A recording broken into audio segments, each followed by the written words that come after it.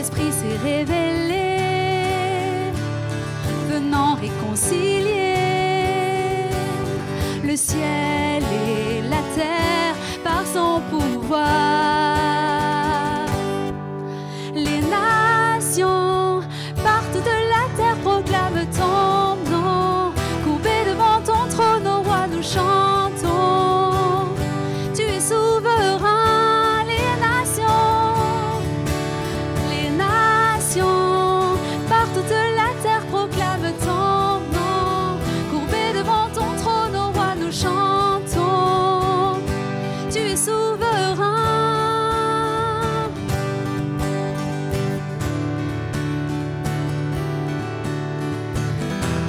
Tu es souverain, Seigneur.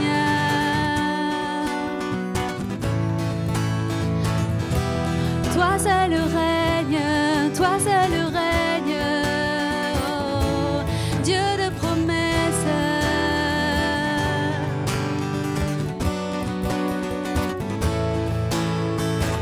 Les voix de la création, tous les peuples et les nations, que toute génération chante ta gloire.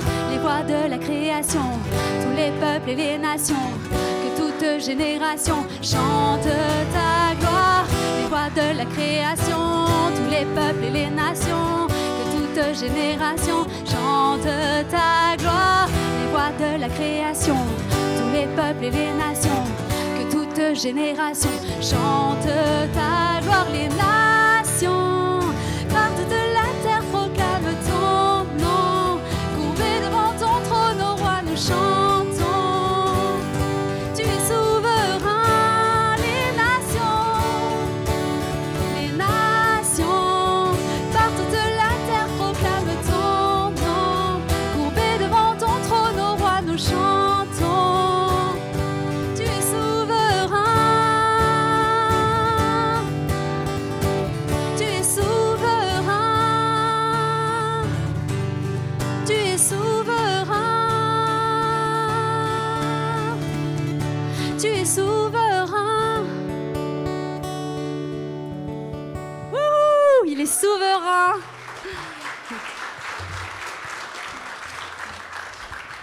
Seigneur, merci parce que tu es souverain au-delà de toute situation. Ce matin, nous sommes là pour proclamer que tu es Dieu trois fois saint, que tu viens visiter les générations.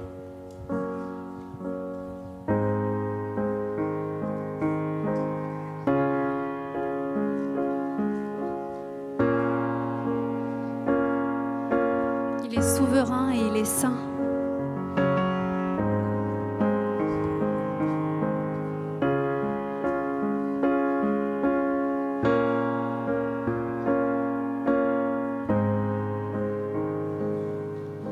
Toutes les générations devant lui prosternées entonnent ensemble un cantique à l'agneau. Ceux qui nous ont précédés et ceux qui nous suivront entonneront ce cantique à l'agneau. Ton nom est le plus grand, ton nom est tout puissant, ton nom est au-dessus de tout. Puissance, autorité, royaume et dignité, ton nom est au-dessus de tout. Et les anges acclament. Tu es saint, l'univers proclame. Tu es saint, tu es glorifié, Dieu très saint, à jamais tu es saint. Ton nom est le plus grand, ton nom est tout puissant, ton nom est au-dessus de tout. Puissance, autorité, royaume et dignité, ton nom est au-dessus de tout. Et les anges acclament.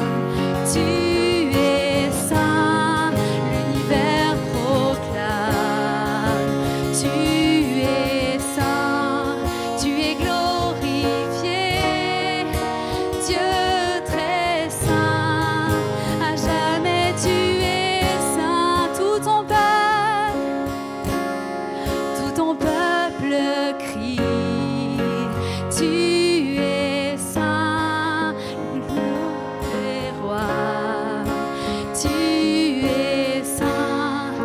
d'éternité, tu es saint, à jamais tu es saint, ton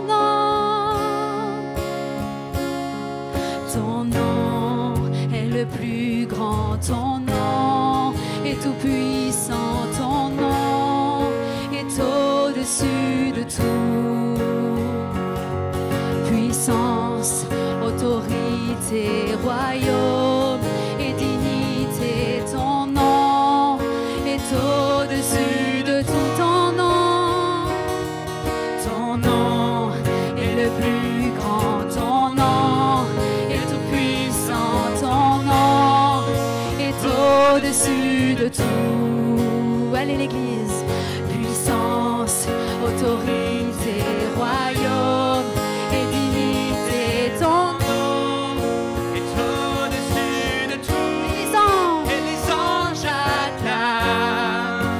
Tu es saint, l'univers proclame.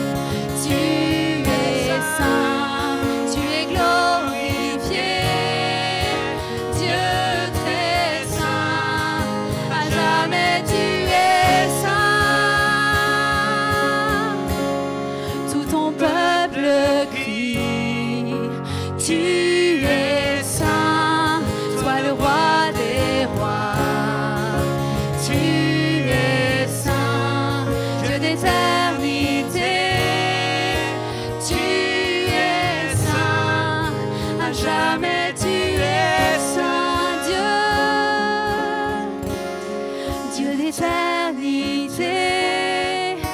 Tu es saint, à jamais tu es saint, Dieu d'éternité. Tu es saint, à jamais tu es saint.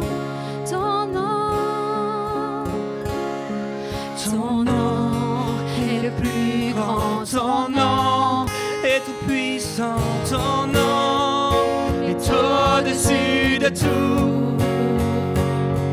Puissance, autorité, royaume et dignité, ton nom est au-dessus de tout.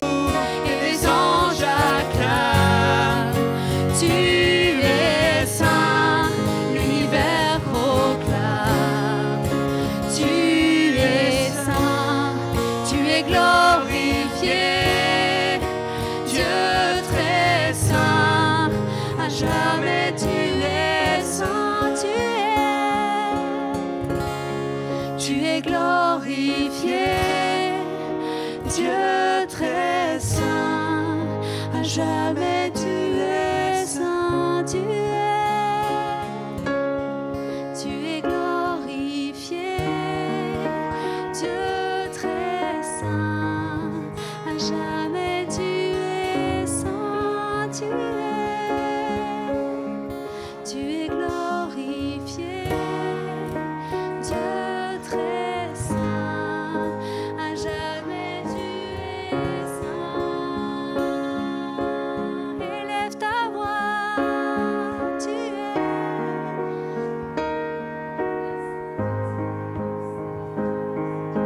C'est un moment pour qu'on puisse prendre position et peut-être ce matin le dire, je suis là dans ces lieux parce que tu es digne d'être glorifié.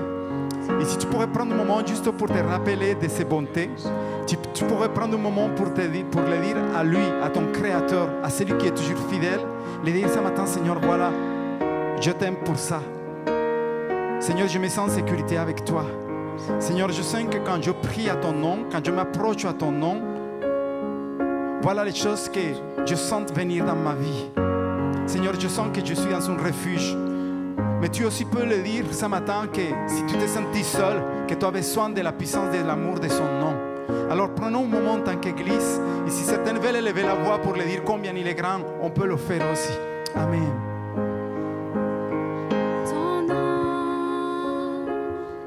Ton nom est le plus grand, ton nom est tout puissant, ton nom est au-dessus de tout. Puissance, autorité, royaume et dignité, ton nom est au-dessus de tout ton nom. Ton nom est le plus grand, ton nom est tout puissant, ton nom est au-dessus de tout. Elle est l'Église, puissance. Puissance, autorité, royaume et dignité, ton nom est au-dessus de tout. Et les anges acclament. Tu es saint, l'univers proclame. Tu es saint, tu es glorifié. Dieu très saint, à jamais tu es saint, tout ton peuple. Tu es saint, toi le roi des rois. Tu es saint, Dieu d'éternité. Tu es saint, à jamais tu es saint, Dieu. Dieu d'éternité. Tu es saint, à jamais tu es saint, Dieu. Dieu d'éternité. Tu es saint, à jamais tu es saint.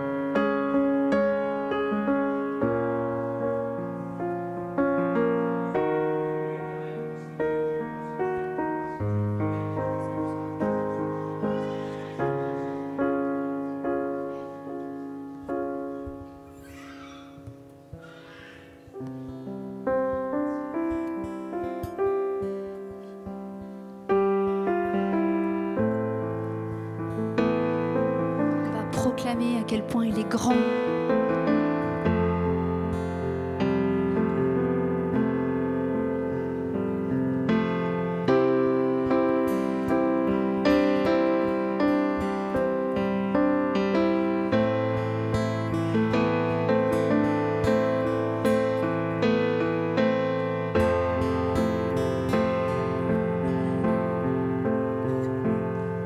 Le roi dans sa splendeur,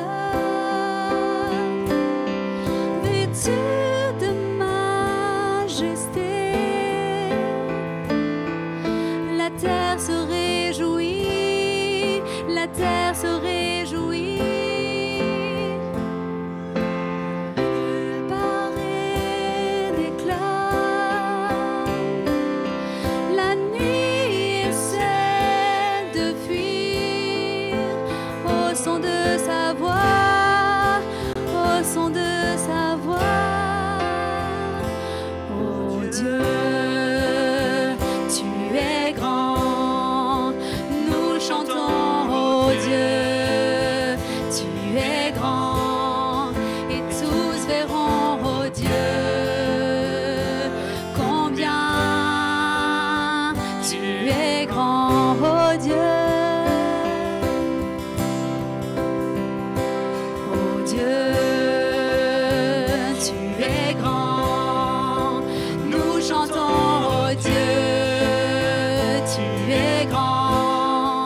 et tous verront, oh Dieu, combien tu es grand.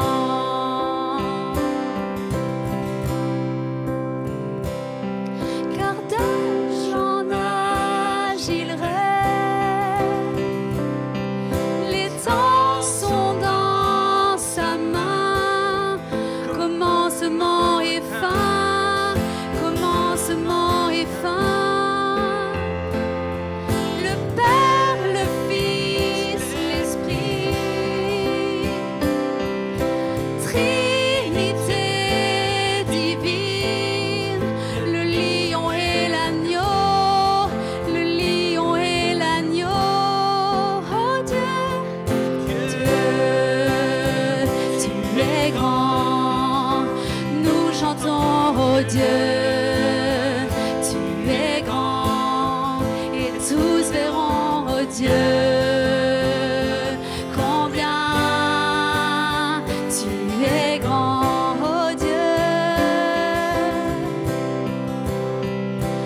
Oh Dieu, tu es grand. Nous chantons, oh Dieu, tu es grand. Et tous verront, oh Dieu,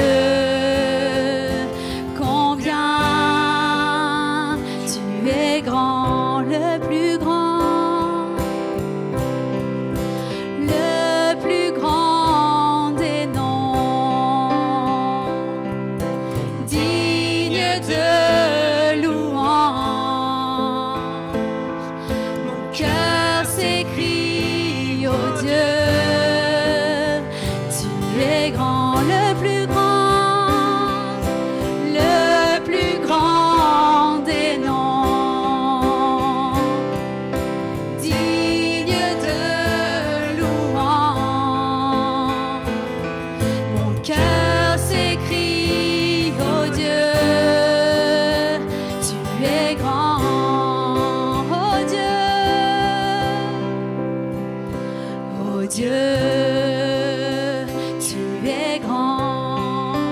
Nous chantons, oh Dieu, tu es grand. Et tous verront, oh Dieu, combien tu es grand, oh Dieu.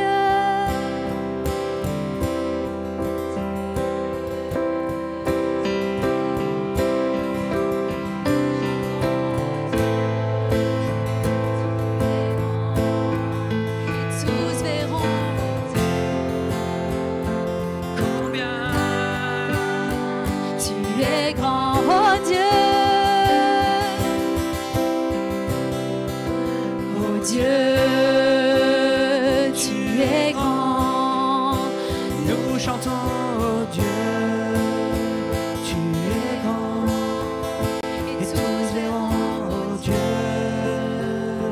combien tu es grand.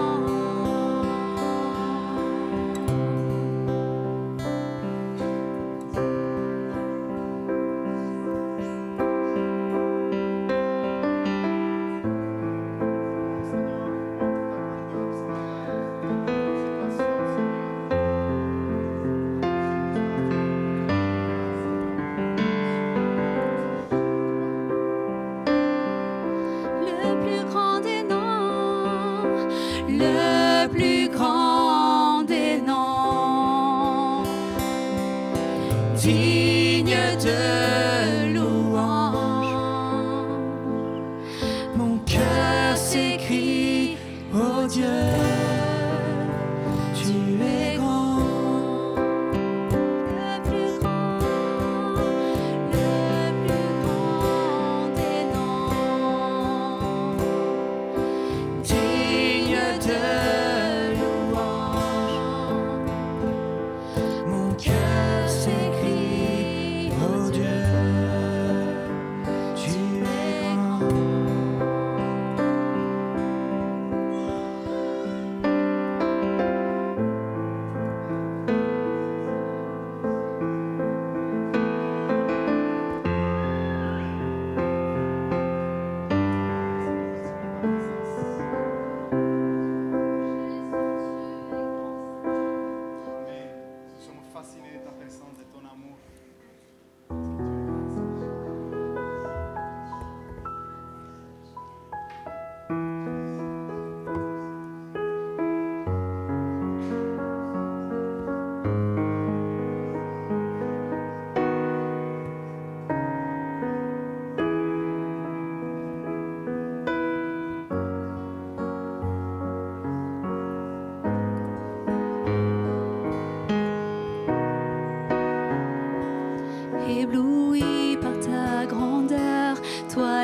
plus beau des auteurs. Je suis fascinée par toi. Les mots me manquent pour te décrire, mes chants ne suffisent pour te dire. Je suis fascinée par toi. Tu l'as probablement entendu plus d'1 million de fois, mais que ma prière se joigne aussi à ces millions d'autres voix, chantant Alléluia.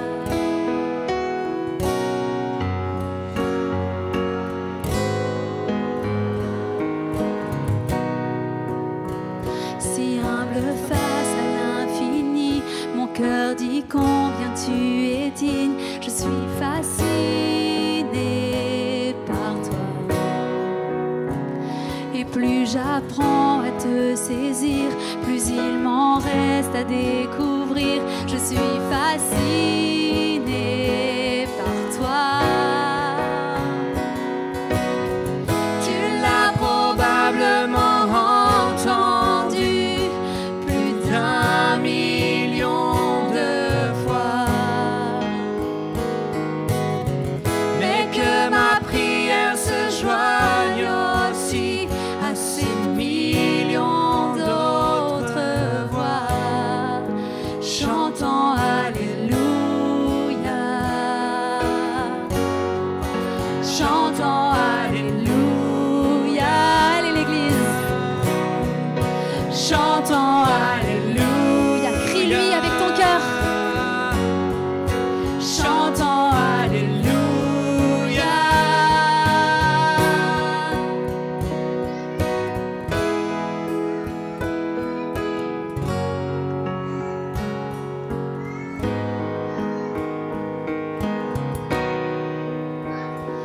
Oh toi qui étais, qui est et qui sera, je suis fascinée par toi.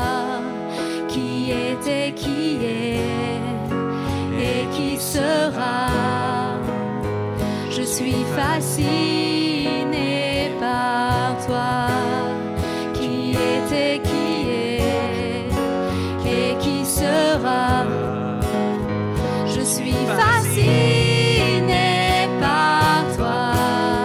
Qui était, qui est et qui sera, je suis fascinée par toi. Je suis fascinée, je suis fascinée par toi. Je suis fascinée.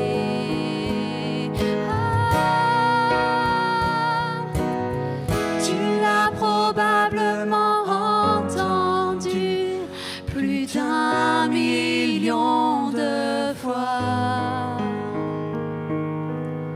mais que ma prière se joigne aussi à ces millions d'autres voix, chantant Alléluia, chantant Alléluia, chantant Alléluia, chantant Alléluia, chantant Alléluia.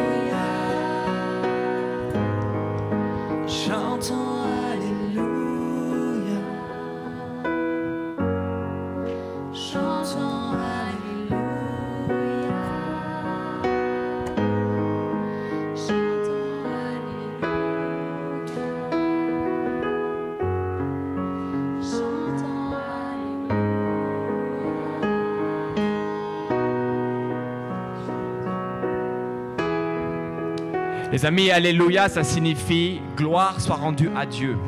Gloire soit rendue à Jésus. Et vous savez pourquoi, alors qu'on dit, on le chante plus d'1 million de fois. On pourrait se dire, c'est bon, il a entendu. Il a entendu.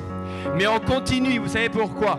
Année après année, siècle après siècle. Parce qu'on est tellement reconnaissant. On est tellement dans la joie. Parce que, si vous ne le savez pas, Jésus-Christ, il est mort il y a 2000 ans pour toi et pour moi. Pour payer le prix de nos péchés et de nos souffrances. Et il a dit, je t'aime tellement. Je t'aime tellement. Alors c'est pour ça que nous, en contrepartie, on chante Alléluia, gloire à toi. Parce qu'il nous aime tellement. Alors on veut lui rendre ce qu'il a donné pour nous, sa propre vie. Et il est ressuscité. C'est pour ça. Alors est-ce qu'on peut dire Alléluia? Alléluia! Est-ce qu'on peut dire Alléluia? Amen. On est tellement contents. Amen, alléluia. Oui, vous savez quoi? Donnez-moi le micro, s'il te plaît.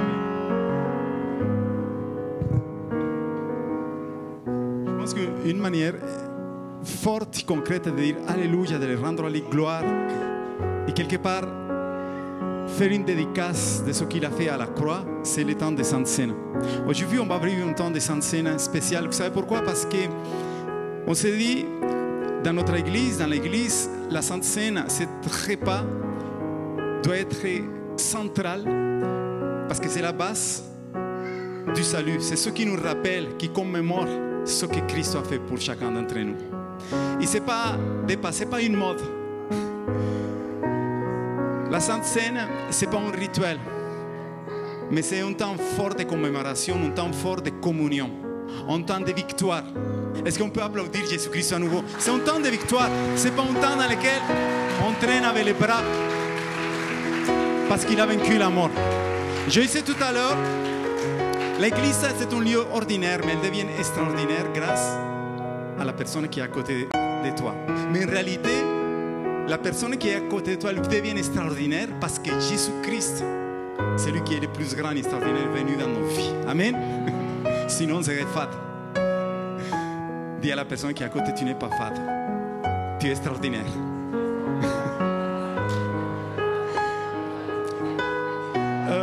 Amen.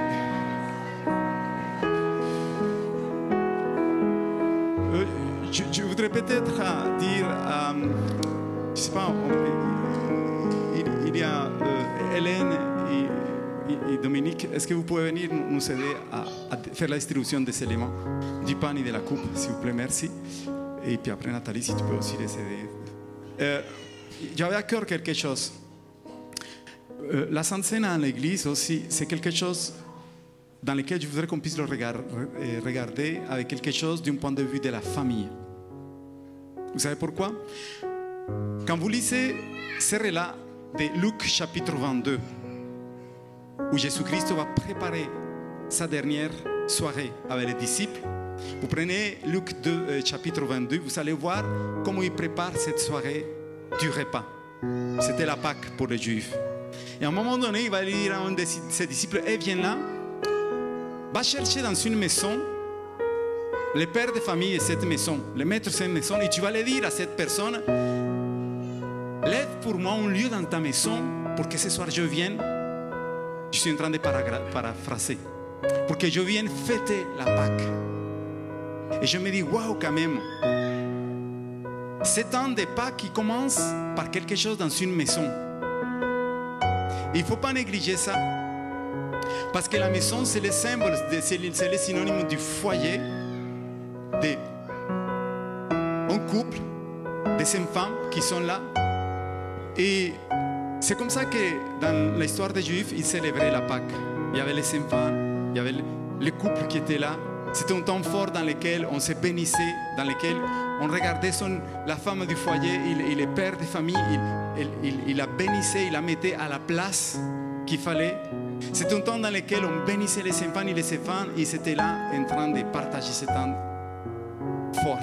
Et je voudrais qu'aujourd'hui, on prenne les temps de Sainte Seine comme ça, qu'on puisse peut-être, si tu as ta famille qui est là, aller chercher ceux qui sont dans la famille. Si tu n'as pas une famille, je ne veux pas que tu restes tout seul.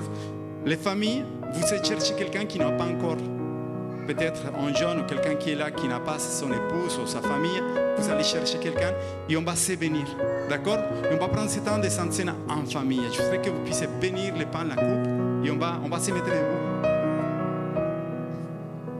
Amen, amen. Seigneur, je te bénis parce que tu as vivement voulu prendre ce repas avec nous. Vraiment, tu nous présentes vraiment ces choses et je te bénis pour cela. Ça me rappelle vraiment ce que tu as fait pour nous à la croix. On ne veut jamais oublier l'essentiel qui est à travers vraiment ce qu'on va faire là maintenant, Seigneur. Merci. Merci, Seigneur. Tu bénis vraiment ce pain et ce vin, vraiment pour ceux qui vont le prendre aussi. Et vraiment pour te dire qu'on veut aller plus loin avec toi, on veut marcher encore, Seigneur, avec toi. On veut te donner le meilleur de nous-mêmes. Amen. Oui, merci Seigneur Jésus, parce que tu nous as donné ce pain qui représente ton corps, Seigneur, et ce vin qui représente ton sang, Seigneur. Et en le prenant ensemble, Seigneur, nous proclamons, Seigneur, que sur la croix, ton corps a porté nos souffrances, Seigneur Jésus. Que ton sang, Seigneur, nous purifie, Seigneur, de tout péché, Seigneur Jésus. Qu'un jour, nous serons purifiés, Seigneur. Nous sommes déjà purifiés, mais qu'un jour, nous partagerons ce repas avec toi, là-haut, dans le ciel. Amen.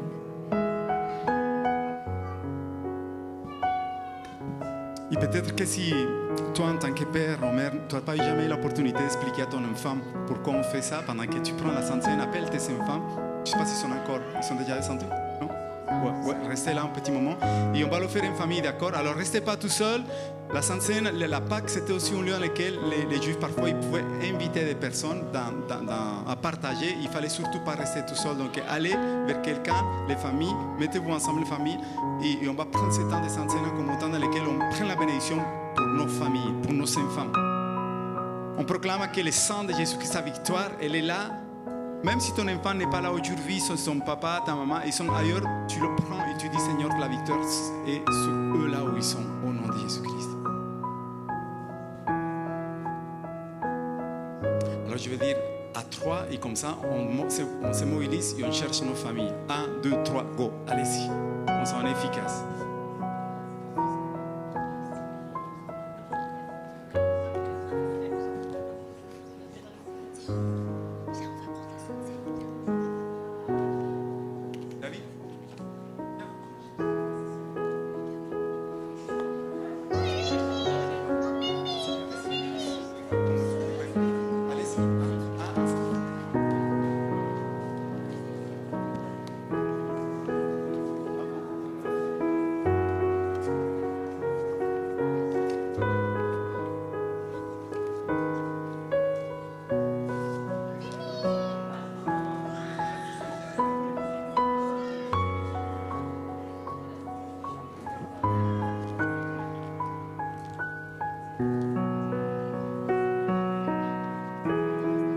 Viens visiter les familles. Viens visiter les familles, Seigneur. Dans ce temps dans lequel le salut est pour les petits et les grands. Ton sang a été coulé à la croix pour donner du sens aussi à la famille. Pour restaurer, Seigneur. Seigneur, nous bénissons les personnes qui sont aussi seules. Que tu puisses restaurer, Seigneur, et que tu puisses venir remplir tout espace vide dans leur cœur, dans les pensées, au nom de Jésus-Christ. Viens remplir avec ton amour, viens guérir, Seigneur. Viens restaurer. Ce matin, nous voulons prendre ce temps de s'enseigner pas comme quelque chose de passager, quelque chose de léger. Mais Seigneur, nous appelons la puissance de ta mort, ta résurrection pour que la vie vienne dans nos familles. La vie vienne dans ta famille. La vie s'installe dans ta famille. La vie s'installe et prend place dans le cœur de tes enfants, de tes petits-enfants, de ta vie, dans ton couple. Au nom de Jésus-Christ, nous prions que toute maladie qui a voulu s'installer dans les familles soit chassée aussi au nom de Jésus-Christ.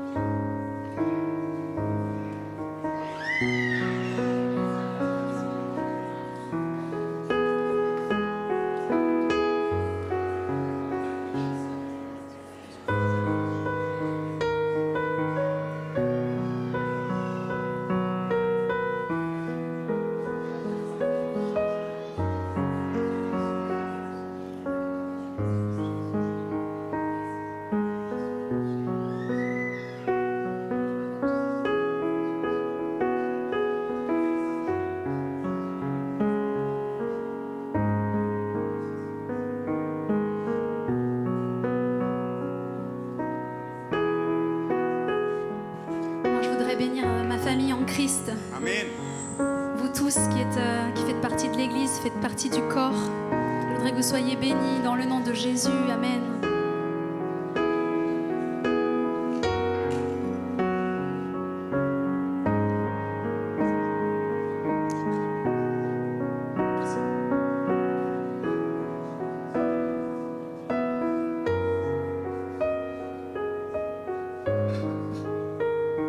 C'est pas grave, on a pris le temps. Notre culte n'est pas rythmé par l'agenda, mais on laisse que le Saint-Esprit guide les choses. Et je pense que Nathalie est d'accord, c'est elle qui va partager la parole, mais on a pris un petit peu de temps. Maintenant, je pense que les enfants peuvent passer avec Siatine et Sibylle aussi. Oui, vous allez prendre les enfants, merci beaucoup.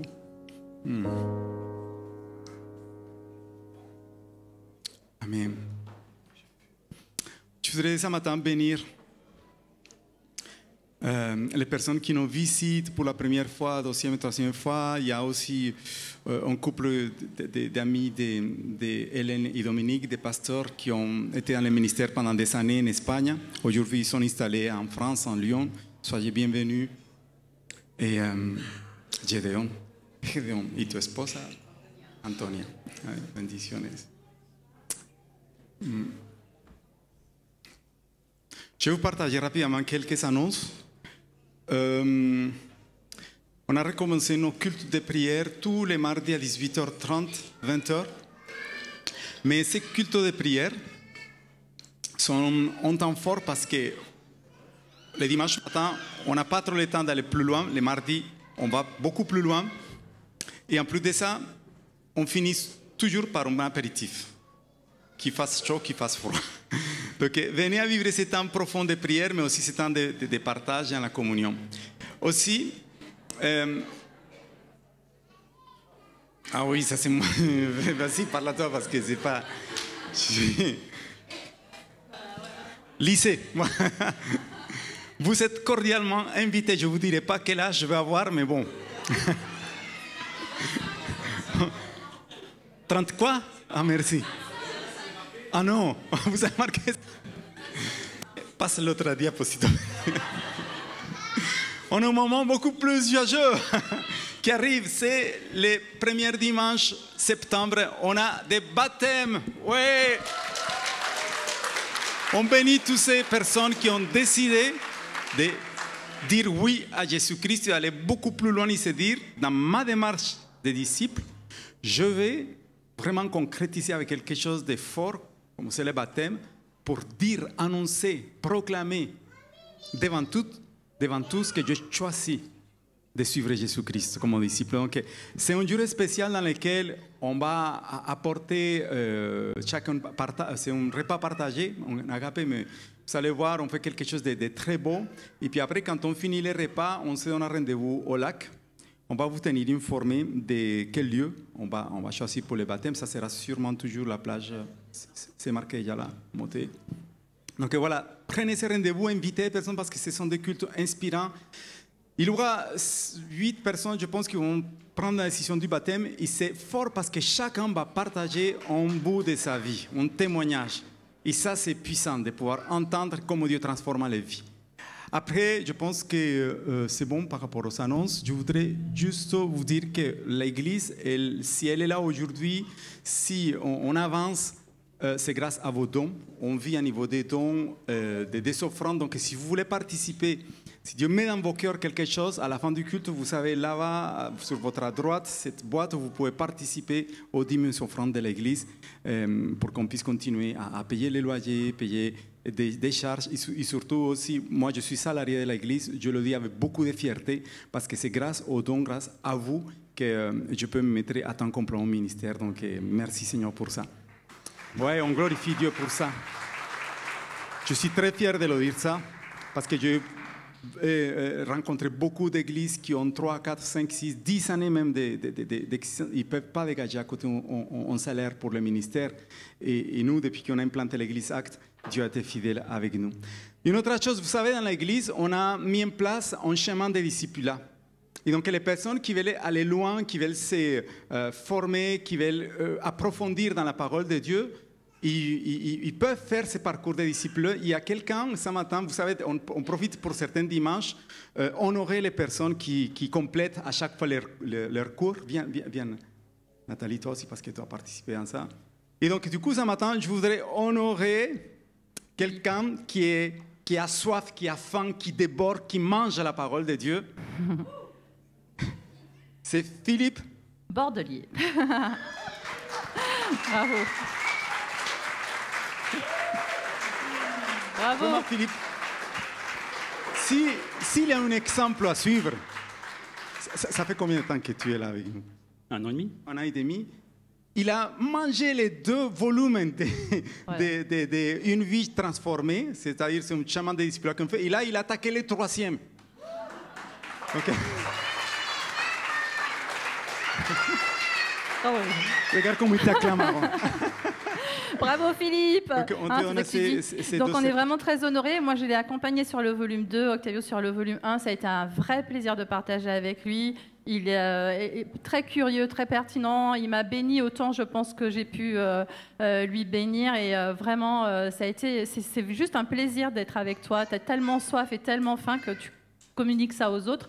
Je crois vraiment que là, on a un profil d'enseignant vraiment qui se dessine tranquillement. Et vraiment, on t'honore pour ça.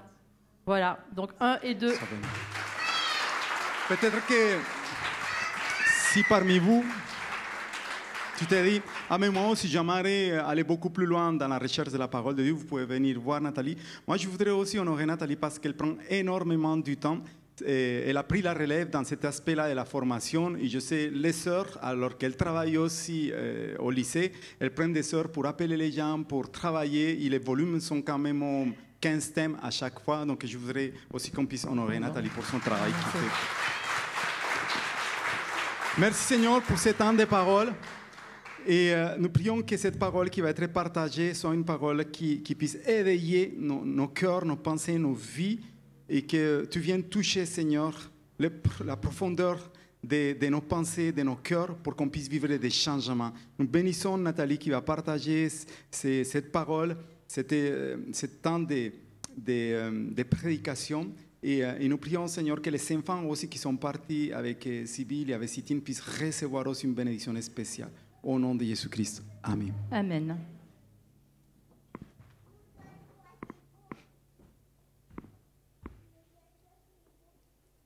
Bonjour à tous ceux que je n'ai pas vus encore ce matin. Je suis heureuse d'être avec vous autour de la parole de Dieu et je prie juste que le Seigneur puisse parler à chacun de nos cœurs.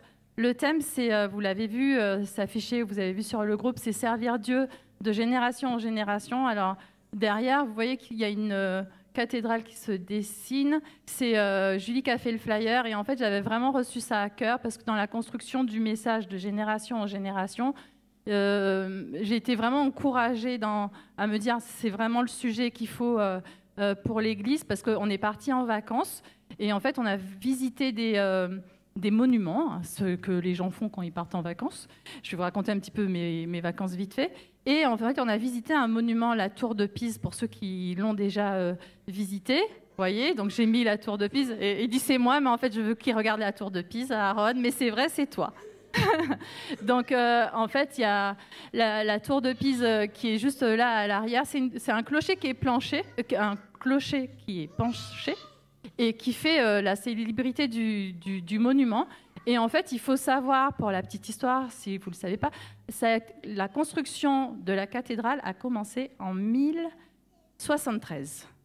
Et en fait très rapidement quand ils ont commencé les travaux de ce clocher, on va dire, ils se sont rendus compte que le sol où ils étaient en train de bâtir, il y a de l'argile en dessous, il y a du sable, et du coup, c'était pas assez solide.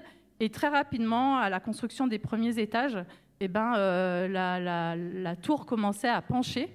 Et en fait, vous imaginez le découragement au niveau du projet à se dire, finalement, ça tient pas et tout ça. Donc les travaux ont été arrêtés. Et puis, ils essayaient de trouver des solutions pour savoir comment faire. Et en fait, tout ça, ça s'est fait. Vous savez en combien de temps elle a été bâtie, cette tour? En 200 ans. C'est énorme. Donc, les travaux ont terminé en 1372, ce qui fait 299 ans, pour être plus précis. Donc en fait, et aujourd'hui, ce qui la rend célèbre, c'est justement son côté penché, comme quoi les choses font. Mais pourquoi ça m'a interpellée, on va y arriver. Et puis ensuite, toujours pendant les vacances, on a visité une autre cathédrale. Alors là, c'est une cathédrale gothique, c'est la cathédrale de Milan, le Duomo pour ceux qui connaissent. Voilà, elle est là juste derrière. C'est une des plus grandes cathédrales gothiques en Europe. C'est la 4e, donc c'est dire qu'elle est grande. Hein. C'est plus grand que la Notre-Dame de Paris et tout le tralala et tout ça. Donc c'est vraiment hyper majestueux et immense. Et donc là, les travaux, ils ont commencé à peu près en 1386. Et puis, se sont continués. Vous savez combien de temps ça a duré de construire cette cathédrale? 6 siècles. Les travaux ont été officiellement terminés en 1965. Vous vous rendez compte un peu ce que ça a produit? Alors, c'est des exemples hein, de choses, de constructions qui se sont mis en place avec du temps. Mais il faut savoir qu'au Moyen-Âge, de partout, on construisait. Et il y avait des maîtres d'œuvre qui élaboraient des plans. Et puis, en fait, ces maîtres d'œuvre étaient là. Il y avait des ouvriers qui venaient pour poser des tailleurs de pierre. Hein, ils taillaient les pierres. Des tailleurs de pierre qui taillaient les fondations et tout ça. Et puis d'autres qui étaient des sculpteurs. Enfin, il y avait plein de corps de métier. Les gens, ils venaient pour la cathédrale de Milan, ils venaient du monde, de l'Europe entière pour travailler sur ce projet-là. Et en fait, chacun dans sa spécificité. Donc, il y a énormément de sculptures. Ils se sont mis à sculpter tout ça. Et moi, ce qui m'interpellait dans ces choses-là, c'est que à chaque fois, ces exemples, je me dis, mais tu pourrais abandonner 1 million de fois, tellement tu ne vois pas la projection. Et aussi, les gens qui travaillaient là, vous imaginez la première personne qui a posé la première pierre, elle devait espérer et être plein de foi de se dire, wow, un jour ça va devenir ça, j'ai peut-être vu le plan, les prototypes, etc. Ou peut-être même certains se sont dit, mais la tour, elle ne va pas finir. Et il y a vraiment quelque chose qui s'est fait de génération en génération. Et l'histoire des cathédrales, c'est vraiment ça. Chaque fois que vous visitez un monument, il y en a un qui commence et l'autre qui poursuit parce que le projet nous dépasse et il est beaucoup, beaucoup plus grand. Je crois que le royaume de Dieu, c'est ça. C'est ça le royaume de Dieu. Et on fait partie des artisans, des maîtres, des ouvriers, des sculpteurs du royaume de Dieu. C'est chacun de nous, hein, avec ses dons et ses talents. Et le projet de Dieu n'a pas changé. Alors c'est bien de parler de Pise, c'est bien de parler de la cathédrale de Milan, mais je suis allée chercher dans la Bible, et c'était de là que démarre mon message, l'histoire de David et de Salomon. Donc, en fait, David, il va recevoir... le Seigneur va lui mettre un rêve dans la tête, ouais, il va lui parler d'un rêve, il va lui mettre un rêve, et puis il va lui donner des plans avec tous les détails possibles, les matériaux, etc. Et d'un temple qu'il faudra construire, un petit peu comme ces gens qui ont construit ces cathédrales et tout ça. Et puis Dieu va lui dire, voilà, reçois les plans, reçois ça, mais par contre, je te dis tout de suite, c'est pas toi qui vas bâtir le temple, mais ça va être Salomon, son fils. Et est-ce que, au moment où David reçoit ses plans, il se dit « Oh non, zut, moi je voulais trop faire partie de ce projet et c'est ma part à moi, c'est moi qui ai reçu les rêves et qui cache tout. » Ben non, en fait. David, ce qu'il va faire, c'est qu'il va transmettre tout ça à son fils pour lui donner les moyens, du mieux qu'il peut, de pouvoir mener à bout le projet de qui? Pas le projet de David, le projet de Dieu. Et c'est ma pensée ce matin, c'est de se dire qu'on doit raisonner tellement plus que nous, tellement plus large que nous, en fait. Là, on voit Acte, mais Acte, c'est pas Acte, en fait. Acte, c'est la ville, en fait, qui a besoin de Jésus, qui a besoin d'être touchée, c'est vos familles, c'est plein de choses. Et nous, on est juste un maillon dans le grand projet de Dieu qui nous dépasse, comme ces cathédrales qui peuvent nous dépasser. Vous me suivez du coup? Je sais qu'il fait chaud, c'est pas facile, mais on essaie de s'accrocher. Je promets que je vais pas être très très longue. Donc, je reviens du coup à ces papas là qui devaient poser les premières pierres des cathédrales et qui devaient se dire, pour qui je fais ça? Quand une question que tu te poses, quand tu poses et que tu ne vois pas le projet fini, pour qui je fais ça? Si tu n'es pas un minimum visionnaire, tu as l'impression de travailler en vain, mais tu as besoin de comprendre que tu travailles pour un projet plus grand. Et je pense que ces papas-là, ils se disaient, ces tailleurs de pierre, ils se disaient, je ne verrai pas la cathédrale achevée, mais mes enfants, eux, vont voir la flèche qui va s'élever vers le ciel. Et c'est exactement de cette façon-là que je crois que le Seigneur veut que chacun de nous puissions réfléchir. Et c'était un petit peu la petite phrase qu'il y avait sur WhatsApp, que je vous relis. Il y a quelque chose de plus grand que réussir sa propre vie, c'est préparer le terrain pour ceux qui nous suivront. Et puis ça me touche parce que je trouve que des fois, on est dans une société où les gens sont quand même assez à regarder sur eux et à leur truc. Ils disent, écoute, moi, je me débrouille et c'est déjà assez dur comme ça pour faire de mon mieux. Les enfants, ils se débrouilleront. Et puis les autres, ils vont se débrouiller. Chacun sa galère et chacun son problème et tout ça. Et parce que les choses sont difficiles. Mais honnêtement, je ne crois pas que ça soit la pensée du Seigneur. De dire chacun sa sauce et puis chacun, nous, ça y est, on fait de notre mieux et puis ils verront. Je crois que Dieu est le Dieu des familles. Et quand on a pris la Sainte Seine, on l'a pris en famille. Dieu est le Dieu de la transmission. Dieu est le Dieu des générations. Et Dieu, il voit beaucoup plus large, en fait. Et à un moment donné, on ne peut pas juste regarder à notre rôle à nous, mais il faut aller beaucoup plus loin. Et c'est pour ça que cette phrase, elle a de l'impact. Et donc, la pensée de ce matin, elle est vraiment très, très simple. Et c'est juste, et si tu retiens ça, c'est déjà juste génial. C'est prépare la relève. Et vraiment, donc prépare la relève. Et entends-le, inscris-le, c'est Dieu qui te dit, mais tu dois déjà préparer la relève. Et nous, on dit ça alors qu'on est une jeune église et tout ça, mais déjà, c'est toujours l'objectif de Dieu. Donc c'est exactement ce que David a fait avec Salomon. C'est un peu comme si David lui avait dit, moi, je ne pourrais pas construire le temple, mais je vais te transmettre le flambeau. Aime Dieu de tout ton cœur et termine l'œuvre qu'il a commencée à travers moi.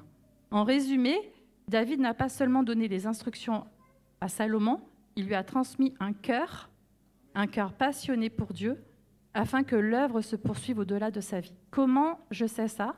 Parce que je vous invite à lire 1 Chroniques, chapitre 28, le verset 9 et le verset 10. Alors, écoutez ce qu'il est écrit. « Et toi, Salomon, mon fils », c'est donc David qui parle, et il dit à son fils, « Et toi, Salomon, mon fils, connais le Dieu de ton père, et sers-le d'un cœur dévoué et d'une âme bien disposée, car l'Éternel sonde tous les cœurs et pénètre tous les desseins et toutes les pensées. Si tu le cherches, il se laissera trouver par toi. Si tu l'abandonnes, il te rejettera pour toujours. Considère maintenant que l'Éternel t'a choisi afin que tu bâtisses une maison qui serve de sanctuaire. Fortifie-toi et agis. » C'est super beau ce que David dit à son fils Salomon. Ici, David transmet vraiment et directement à Salomon l'appel et l'encourage à y mettre tout son cœur, en fait. Et si on tourne la page, donc là on est dans Chroniques 28, je vous invite vraiment à lire ce passage chez vous, de prendre le temps et tout ça. Si vous tournez la page, on arrive du coup au chapitre 29. Et au chapitre 29, au verset 19, il parle à Dieu cette fois, il a parlé à son fils, parle à Dieu, il dit à Dieu, « Donne à mon fils Salomon un cœur dévoué à l'observation de tes commandements, de tes préceptes et de tes lois, afin qu'il mette en pratique toutes ces choses et qu'il bâtisse le palais pour lequel j'ai fait des préparatifs. » Et donc là, David, il prend un temps de prière pour son enfant, et puis il demande au Seigneur de tout son cœur, fais qu'il ait un cœur pour toi, fais qu'il soit prêt à mener l'œuvre et le projet que tu as pour lui. Et il y a une responsabilité aussi au niveau de la transmission. Donc là, on est vraiment dans le thème de la transmission. Mais il parle avec son enfant, mais il parle avec Dieu, et ça va ensemble. Et comme David, peut-être que nous ne verrons pas tout ce que Dieu veut accomplir à travers nous, c'est possible, mais nous avons la responsabilité de préparer le terrain pour ceux qui viennent après. C'est vraiment notre responsabilité, c'est pour ça, c'est notre premier mandat, c'est ça. Alors, qu'est-ce que ça veut dire, transmettre? Ça veut dire transmettre la foi, transmettre la vision et la passion que nous avons pour Dieu aux plus jeunes et aussi aux nouveaux dans la foi et à ceux qui commencent à servir. Ce n'est pas seulement leur donner des tâches à accomplir, et attention, c'est pas seulement leur donner des tâches à accomplir. Parfois dans les églises, on cherche du monde, n'est-ce pas? On a besoin de monde, alors on cherche. Mais c'est pas seulement donner des tâches à accomplir, mais c'est leur donner envie de servir Dieu et de continuer son œuvre. Vraiment, c'est tellement plus grand que du dépannage et tout ça. Il n'y a pas très longtemps que tu as vu parler avec quelqu'un qui disait « Mais moi, on ne cherche pas de bouche-trou. » Alors parfois, on manque de choses, mais ce n'est pas ça l'intention. C'est que ta vie est précieuse, ton don est précieux. Et donc, on veut que tu sois au bon moment et à la bonne place. Et c'est ça qui est important. Parce qu'on pourrait parfois pallier, mais c'est tellement important de valoriser les dons de chacun. Et donc, chacun, quel que soit son âge, finalement, peut être un David pour un Salomon, qui investit dans un Salomon. Et c'est aussi un encouragement à être des David, à vous lever comme des David. Alors, comment tout ça doit pouvoir nous encourager? Il faut savoir que le travail que l'on fait pour Dieu n'est jamais perdu. Vous êtes d'accord? La semence ne retourne jamais sans avoir produit son effet. Et même si quelqu'un d'autre termine ce que nous avons commencé, Dieu voit et va utiliser chaque effort. Donc on fait partie d'une histoire qui est plus grande que nous, et l'Église ne s'arrête pas à notre génération, elle avance de gloire en gloire. Donc on a vraiment l'assurance, et ça on le sait déjà parce que Dieu nous le dit, que Dieu prépare déjà ceux qui prendront la relève. Mais nos cœurs doivent être prêts. Notre rôle finalement c'est quoi? C'est de les former, de les encourager et de prier pour eux. Il y a tellement d'histoires où la relève n'est pas amenée et faite, et puis finalement ça fait des désastres. Et que le Seigneur nous aide justement à transmettre et à préparer cette relève. Et comme David, on pourrait dire dans ce cas-là, ben, je prépare, je transmets, je prie, et puis je laisse Dieu finalement achever son œuvre. Et un autre verset que je vous propose de lire avec vous, c'est le psaume 145, verset 4. Magnifique verset. Je dis toujours magnifique verset, vous avez remarqué. Mais voilà, ils sont tous magnifiques, ça doit être ça. Donc, que chaque génération proclame tes œuvres à la génération suivante, qu'elle lui annonce tes espoirs. C'est pas beau? Que chaque génération célèbre tes œuvres et publie tes hauts faits. Amen. Amen. Donc, ce verset vraiment montre la transmission de la foi d'une génération à une autre. Et notre rôle, finalement, c'est de parler des œuvres que Dieu a fait, raconter ce que le Seigneur fait dans vos vies, ce qu'il fait au quotidien, pour que d'autres continuent de le célébrer encore et encore. Et là, on aura l'assurance que l'histoire continue bien au-delà de nous. Donc, et je crois que les bâtisseurs, pour faire ces cathédrales, ils devaient avoir vraiment une vision à long terme. Sinon, tu es pris dans le découragement et tu avances pas. Il faut avoir une foi, en fait, que les choses vont aboutir et vont finir. Et il faut avoir une conscience que le rôle qu'on a est tellement plus grand dans l'histoire, finalement. Et vraiment, on ne bâtit pas pour nous. C'est son œuvre, hein. C'est lui qui bâtit l'Église, c'est écrit. Il ne faut pas l'oublier. On est juste passagers sur terre. Alors des fois, est-ce qu'on en a toujours conscience? Parfois, on s'attache tellement aux choses, on veut les contrôler, etc. Et on n'est que passagers sur terre. On ne peut pas savoir si demain, on est encore là. Mais par sa grâce, on peut laisser une empreinte. Et ça, par contre, on le choisit de laisser une empreinte. On peut participer à ce que le royaume de Dieu s'étende. Mais on a besoin pour ça d'être intentionnel. Alors, ce matin, vraiment, c'est prends conscience que tu as quelque chose à transmettre, que Dieu t'appelle à transmettre déjà à tes enfants, à tes petits-enfants, et puis aussi, évidemment, à l'Église, si tu es en formation et que si tu fais des choses. En fait, en tout cas, tes enfants, tes petits-enfants, à l'Église autour de toi, Dieu nous appelle à penser au-delà de nous-mêmes. Il y a ton appel qui est spécifique, le tien et ton don. Il y a l'appel de ta famille. Est-ce qu'on a toujours conscience qu'on a un appel en famille? Voilà, ça c'est super important. Moi, je sais que quand nous, on est arrivés en 2010 en Savoie et qu'en 2009, on était en train de discuter tout ça, et que du coup, ils cherchaient un pasteur pour Chambéry, quand on a répondu à la demande, ça a été clair qu'on venait servir en famille. C'est une famille qui arrive, c'est pas un pasteur qui arrive, c'est la famille qui arrive, et c'est la famille qui est au service de Dieu. Et ça, c'est des choses qu'on doit intégrer vraiment. Donc, et puis on a notre appel évidemment dans l'église locale. Donc notre appel, bâtir l'œuvre de Dieu non seulement pour aujourd'hui, mais pour les générations qui viennent, comme a fait David. On bâtit pas pour nous-mêmes, mais pour les autres. Et quand tu fais quelque chose, tu laisses, et le Seigneur fera croître. C'est pour ça qu'il y a ce verset qui dit l'un arrose, l'autre un plante, l'un arrose et l'autre récolte. Et c'est dans cette idée-là de montrer qu'il y a vraiment quelque chose qui passe des uns aux autres.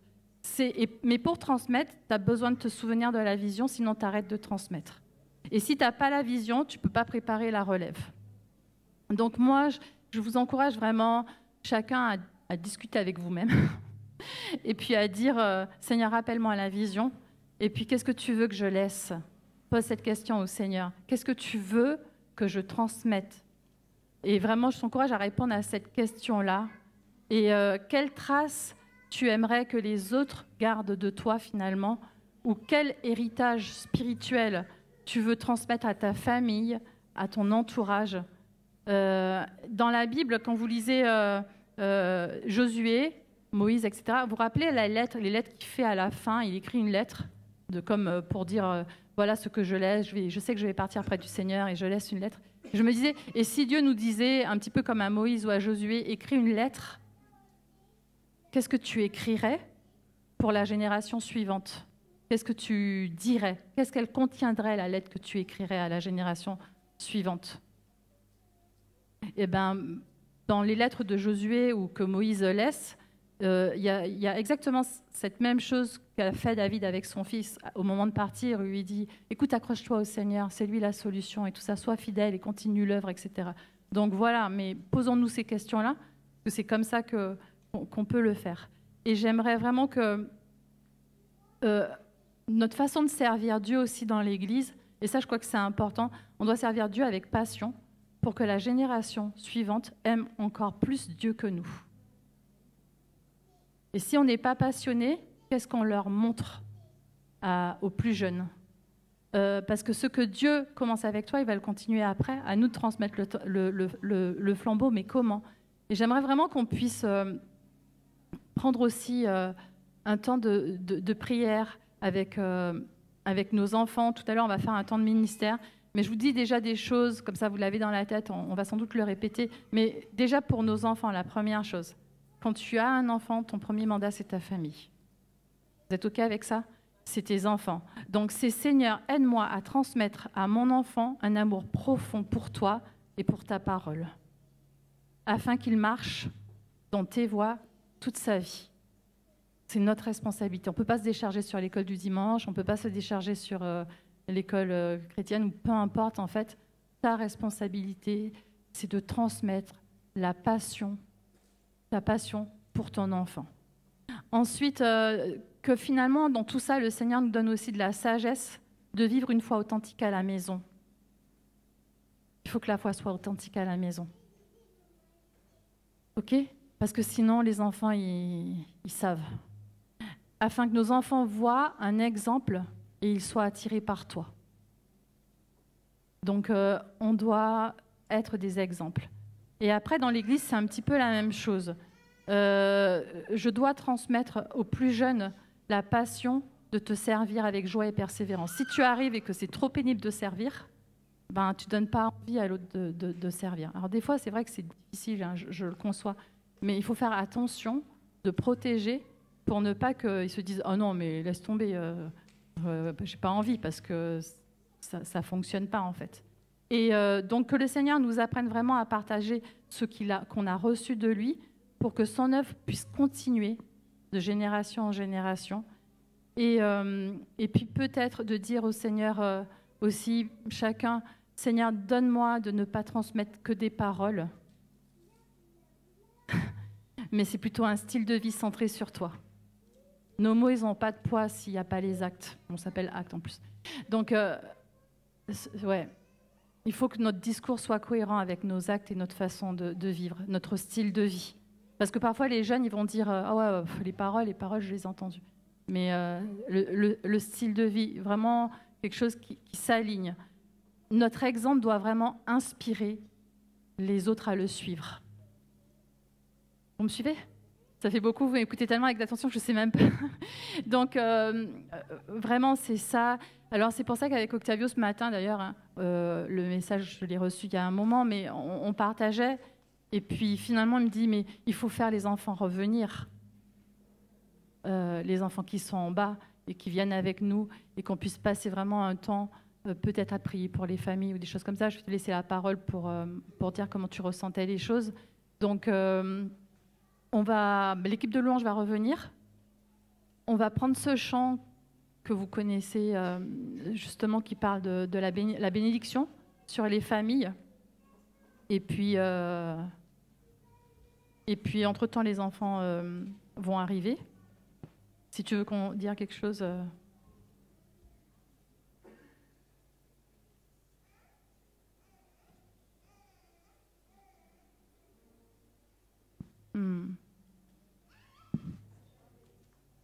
Ouais, Seigneur, vraiment, on a tellement besoin de toi.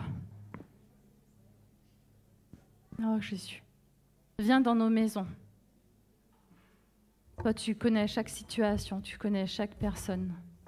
Et je prie vraiment que tu viennes, que notre amour pour toi puisse être débordant et puisse impacter nos enfants, notre entourage, nos amis, Seigneur.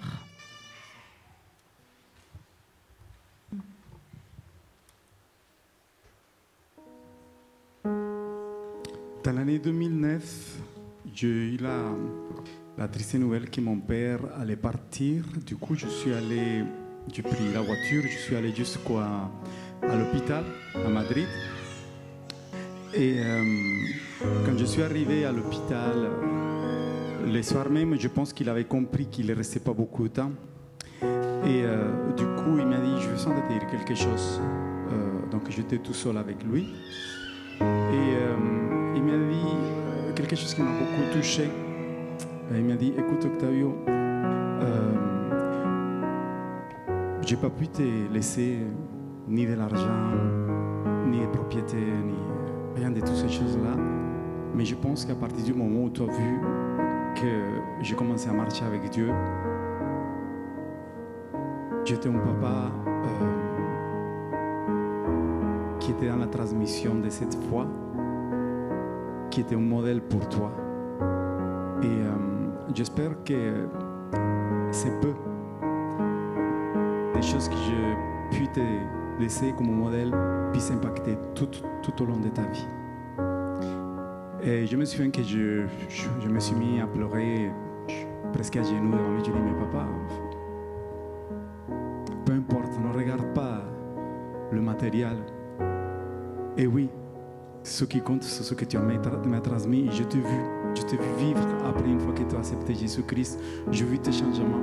J'ai vu les changements de l'homme violent, de l'homme qui était dépendant à des addictions, à un homme qui était tellement passionné qui, quand il arrivait à Madrid, il passait ses journées dans les parcs pour annoncer la foi, pour parler de Dieu aux gens qui étaient autour de lui. Et moi, je pense qu'aujourd'hui, on est dans une culture dans laquelle, comme Nathalie disait, on est beaucoup plus orienté ou inquiet pour ce qu'on va laisser à nos enfants au niveau matériel, que ce sont des choses qui sont éphémères. Elles vont passer de toute façon. Que des choses qui perdurent et qui vont être transcendantes, qui vont au-delà. C'est une grosse responsabilité. Parce que nos enfants nous voient comme un miroir. Et je pense que c'est important ça, qu'on puisse se positionner aujourd'hui spirituellement. Au-delà de tout ce qui vient nous inquiéter, nous dire je veux que mes enfants, il ne manque rien. Je pense qu'au-delà de ça, vous savez, parfois c'est mieux de manquer quelque chose de matériel qu'une valeur fondamentale qui change une vie. Et il faut casser ça dans cette culture d'aujourd'hui. Une culture qui a oublié le vrai héritage. On va se positionner, on va chanter. Je voudrais juste faire ma prière, moi. Mon vœu le plus cher, c'est que mes enfants, ils te rencontrent, Seigneur.